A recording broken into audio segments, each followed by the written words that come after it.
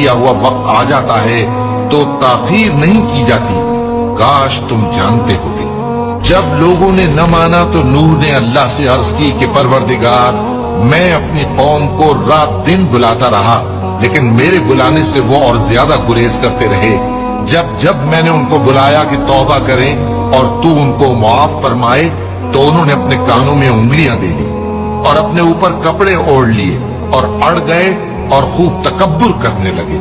پھر میں ان کو بلند آواز سے بھی بلاتا رہا، پھر علانیہ بھی اور رازداری سے بھی سمجھاتا رہا۔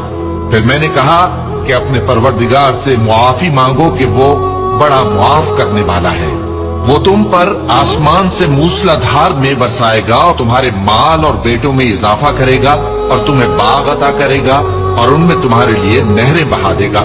تم کو کیا ہوا ہے کہ تم اللہ کی عظمت کا اعتقاد نہیں رکھتے، حالانکہ اس نے تم کو طرح طرح کی حالتوں میں پیدا کیا ہے؟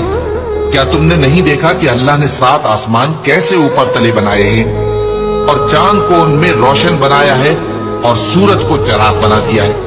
اور اللہ ہی نے تم کو زمین سے ایک خاص طرح سے پیدا کیا ہے، پھر اسی میں تمہیں وہ لوٹا دے گا اور اسی سے تم کو نکال کھڑا کرے گا۔